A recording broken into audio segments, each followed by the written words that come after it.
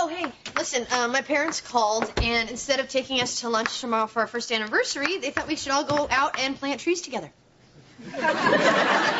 Why? Because the first anniversary is the paper anniversary. Okay. Paper comes from trees.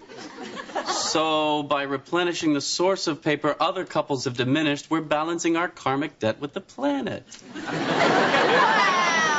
A year ago, you would have thought that was just crazy. Yeah. Look at me grow. You know, Dharma, I really don't want to plant trees for our anniversary. Yeah, well, I'm not doing backflips about having dinner with your parents at Cafe Snooty. Actually, Cafe Snooty was booked, but they got us a table at the Pompous Room. Welcome to the Pompous Room. May I check Madame's poll, or will she be keeping it up her butt? I can't believe we got sucked into spending our anniversary with our parents. Have we learned nothing from the past year? I know. But they made plans, and if we ditch them now, it'll hurt their feelings. Well, why don't we tell them a little white lie, some reason we have to be alone? Like we're a little gassy and there's just no sign of it letting up. Sure, we could say that. Or how about this? How about we tell them that we're having a big fight? Oh, marital problems. That's good, and then we can save gassy for Thanksgiving.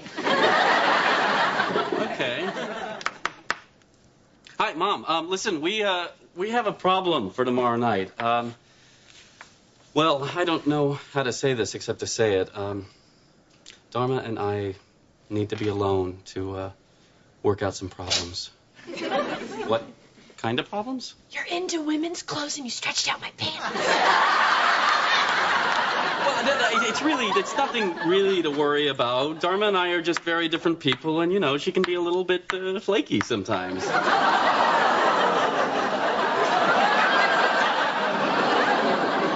Not flaky, more flitty, but... Flighty? Mom, I gotta go. Well, our brilliant plan worked. Boy, are we brilliant. You can call your mom now. Flighty? Well, I had to make up something. Why'd you pick that? Because I had to say something she'd believe. She'd believe, not me. My mother. Darn her and her false perceptions of you, not based on a single shred of evidence. Excuse me 1 second.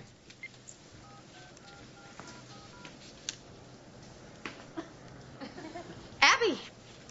Listen, we're not going to be able to make it tomorrow. Greg and I are having a huge fight. No, that's not going to help. Because I'm never having sex with him again. I'll call you tomorrow. There, we have the whole day to ourselves. So do you want to go away somewhere or just stay home and cuddle?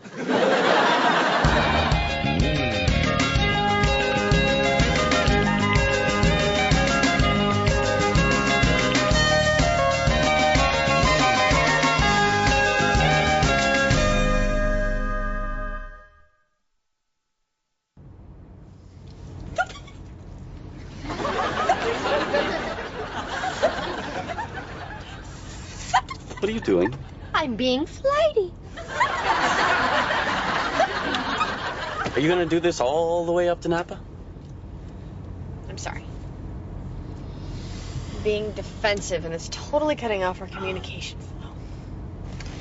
Greg, you are allowed to feel that I'm flighty.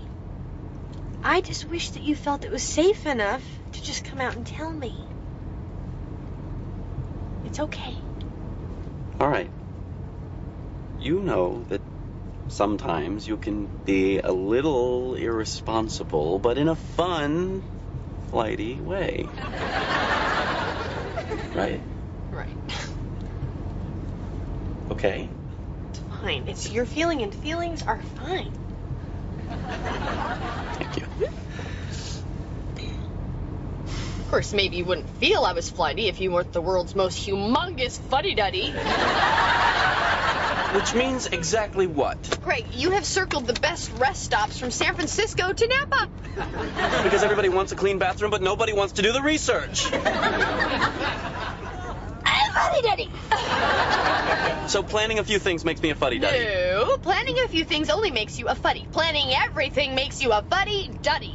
I do not plan everything. Greg, we have dinner reservations for New Year's Eve in the year 2000. At our second choice because somebody had to dilly-dally around till March before she made up her mind. Well, I'm sorry I dilly-dallied, Mr. Fuddy-Duddy.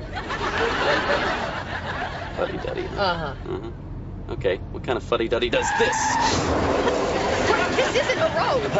Roads are for fuddy-duddies. Hey, cow! I want to thank you guys for coming. I know you were probably busy planning your Columbus Day protests. What? Shh. You'll only make it longer. Our children are clearly in a crisis situation, and I think if we band together as a family, we can help them through this. What did Dharma tell you? Every time I go in or out of the apartment, close the door so the dogs don't get out. Larry, let me. She asked us to dog sit so she and Greg could have some time alone to work on his issues. What do you mean, his issues? I was led to believe this is Dharma's problem. The problem is not Dharma. Well, it is certainly not Gregory. Oh, no, we're not blaming him.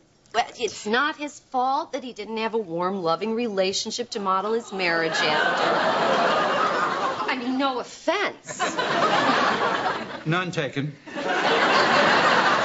What do you mean, no offense? Offense! And talk about role models. Now, how can you expect your daughter to sustain a marriage